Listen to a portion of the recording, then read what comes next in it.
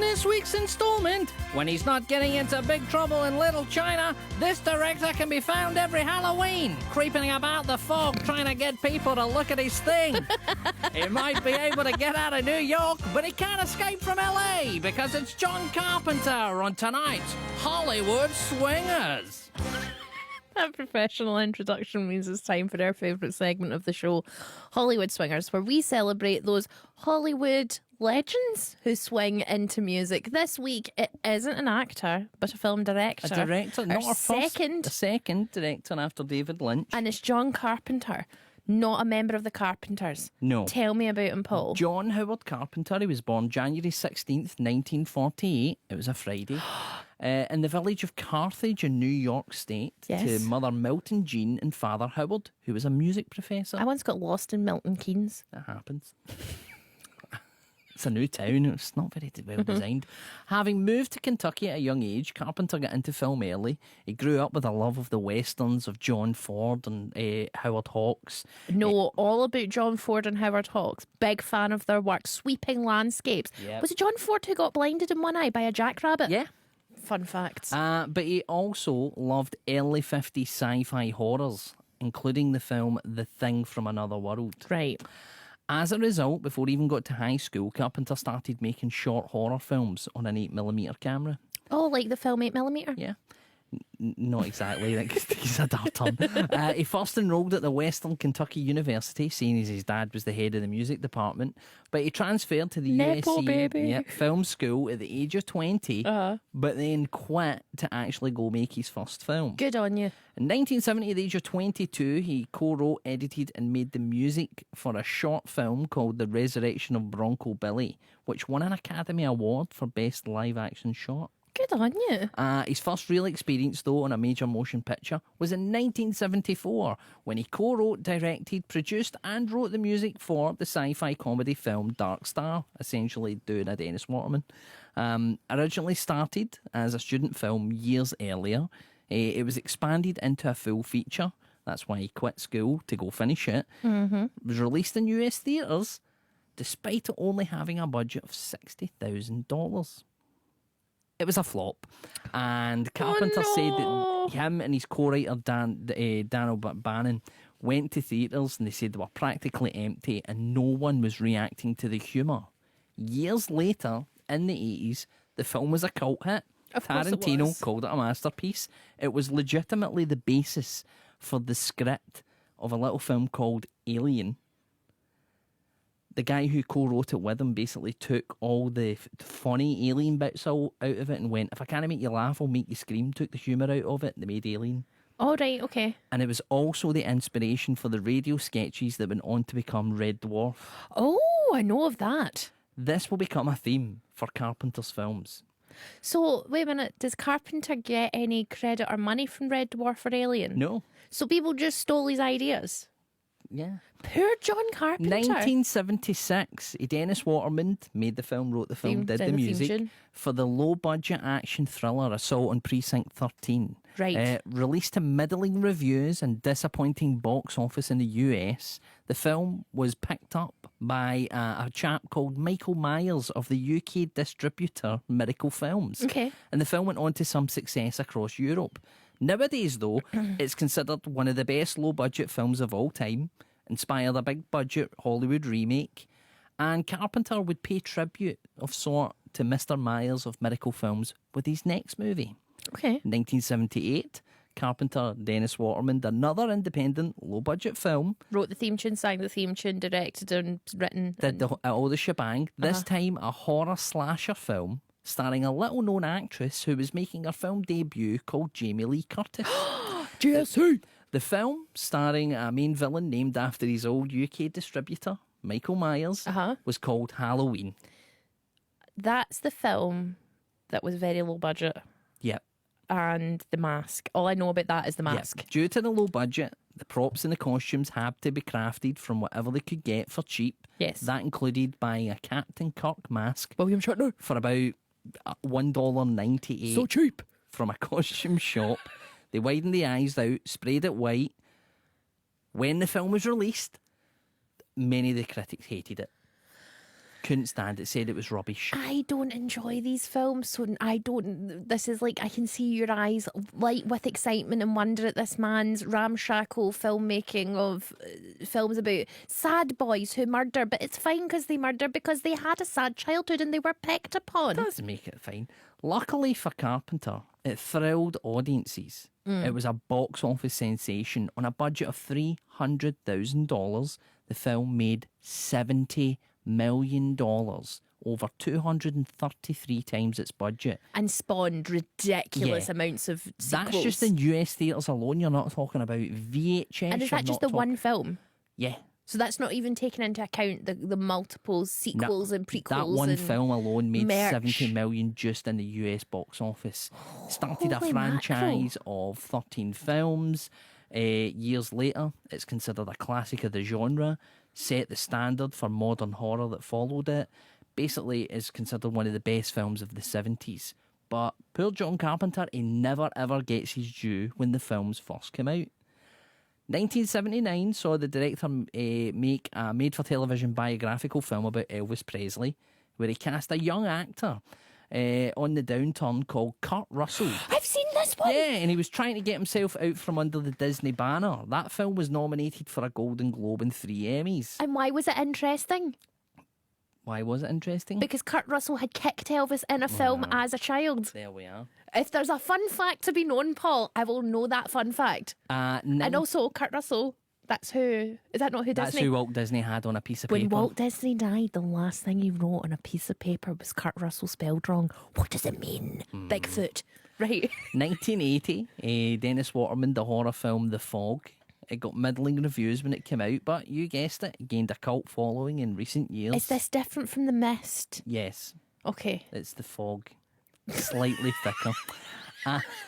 1981, Carpenter did a Waterman on the sci-fi action film Escape from New York, and he refused to cast the likes of Charles Bronson or Tommy Lee Jones, instead going for his Elvis compadre Kurt Russell, who the studio thought was just a Disney pretty boy, wasn't a seasoned action star, we don't want him. Yes. Performed to middling returns at the box office, some alright reviews at the time, but now, you guessed it, the film is a cult classic, considered one of the best of its kind, inspired the book that ultimately inspired The Matrix, one of the best characters in film that was the basis for like the Metal Gear Solid video games. Pretty much started the path that made Kurt Russell a big movie So star. John Carpenter is essentially like, he's the guy who makes the sauce that all of the great creatives come from. Yeah. Almost like every single person I don't know John Carpenter because I don't watch horror films, but I know enough about the impact he's had on long-term media. Yes. Just in the directors and the children he inspired, who then went on to make wild stuff. Pretty much, and it continues. The next year, he directed a remake of one of his childhood favourites, The Thing from Another World, cast his pal Kurt Russell, called it The Thing. It was released to stinking reviews, called the film boring, instant junk, wretched, and it flopped at the box office as it was up against the feel-good force that was E.T. the Extraterrestrial. Universal cancelled a 2-picture contract they had with him. He lost his next directing gig.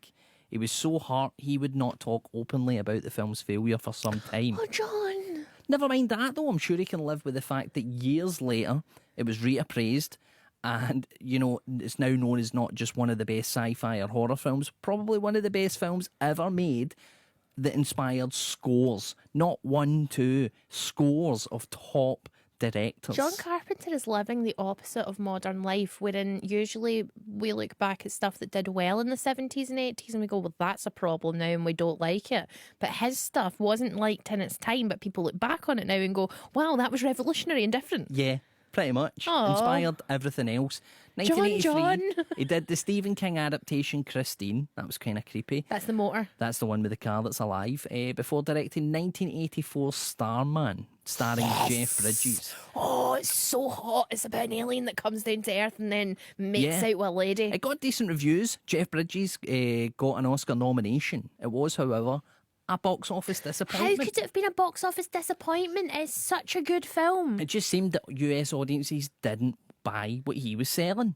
1986, he made Big Trouble in Little China, again with Kurt Russell. You ask anyone now, it's remembered fondly as one of the films of many people's childhoods. Yes. I love that film. You do. It's great. It's just a good, fun time. See, at the time, though, box office failure. As Carpenter himself once put it, he said, in France, I'm an auteur, in Germany, a filmmaker, in Britain, a genre film director, and in the USA, I'm a bum. Oh, 1988, he made the cult classic They Live. Didn't do massive numbers at the box office, but surprise, surprise, it's now big cult classic. We've all seen the memes, the pictures, how it references. It was seen. It's now the visionary. bubblegum man. The bubblegum man. The putting the glasses on. What's it? He says, I Yeah. came here to kick bum and chew gum, and I've run out of gum. And I've run out of gum, and that was the one with the aliens you can only see with the glasses, and it's all about consumerism and mixed messages and media that now just become seems a like favourite. this is the thing. This is Yes. it was real, and he said it in 1988. But the initial apathy of audiences and the studios seems to have gotten to Carpenter. His films then, from then on, just seem to be a bit more phoned in. He did the likes of Memoirs of an Invisible Man with Chevy Chase, another big flop. He did the terrible sequel to Escape from New York with Escape from LA, absolute clunker. And then he did Ghosts of Mars, and that was terrible. And it got to the point that he just gave up. And he couldn't be bothered with the grind of John. it anymore. He subsequently did a host of interviews where he says things like, I just like to sit in the house and play my Xbox.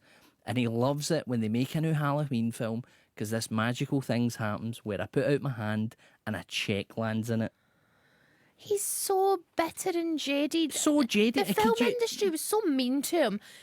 You should be ashamed of yourself, film industry, for bullying this sweet man who did nothing but inspire your greatest He filmmakers. seems to be happy nowadays, though. He concentrated on his music. He done a bunch of new scores. He re-released a lot of his film soundtracks and got loads of re-evaluated praise that turned out that, all the soundtrack music that he did, you guessed it, it was ahead of its time and it was influential to not only like filmmakers, but a load of musicians. Is he a gentle soul? Yes. Because a lot of people I know who work in horror and make the worst horror stuff are always the he's so softest, softly gentlest spoken, people. seems to be quite nice. Everybody seems to like him, and they never ever saw it at the time the films came out. For shame. But for tonight's song, we can see exactly. We can't exactly use any of his soundtrack music because there's no singing in it. It's all instrumental stuff. But he was, ding, ding, ding, ding, ding, ding, ding, ding, ding, ding, ding. Can't do that. But he was also in a band called the Coup de Villes, with whom he made this upcoming track for his 1986 Kurt Russell action comedy cult classic.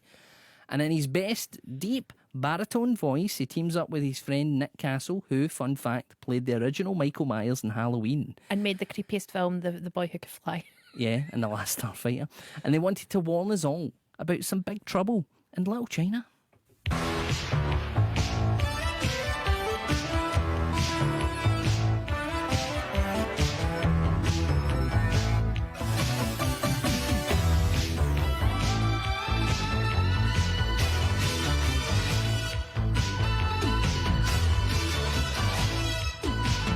You can feel the wind is rising, baby. Now the truth is here. Out of the darkness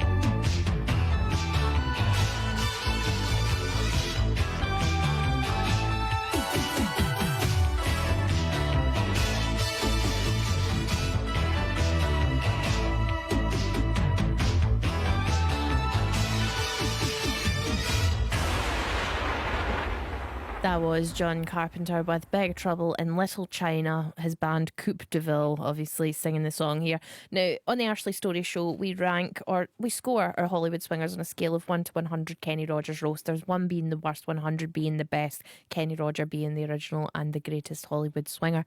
It's a little bit different here with John Carpenter because this isn't an elite Hollywood star having a go at singing.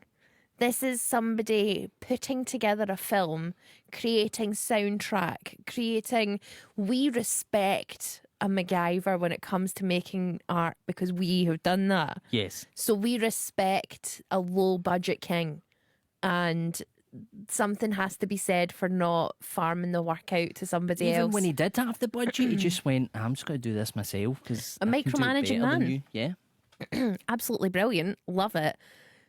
Not a big fan of the song. Didn't like it very much, but I'm going to go on his singing, writing and producing skills, and I think it was great. I think it was a solid. Scariest number of all, 88, because it looks like two fat ghosts.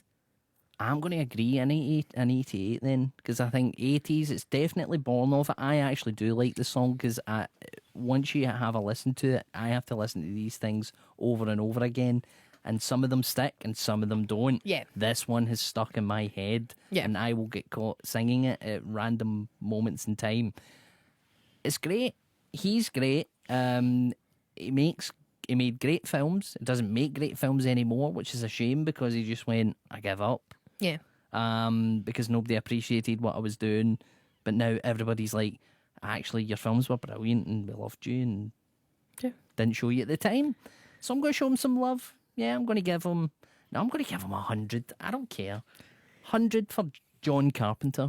Paul, they're slapping down 100 Kenny Rogers roasters. Slapped 100 on the table. Upon the name of Match it John Carpenter. or what? I think maybe secretly we think he might be listening and we want to make him feel better about himself. So I think that I think the big checks from all the Hollywood films that they still keep making keep John Carpenter happy, but I'm sure Two Clowns on the Radio might put a wee grin on his face. Leanne says, I'm a massive John Carpenter fan. Chris is too, but it's not quite as obsessed with Escape from New York as me.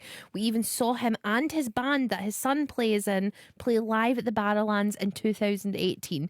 And Chris treated me to the t-shirt and I'm wearing it in this photo straight after the gig. He can do no wrong. 100 million Kenny Rogers roasters from Chris and Leanne. Get in touch via text 80295. Let us know your score for John Carpenter. Here's a palate cleanser. It's David Bowie with Starman.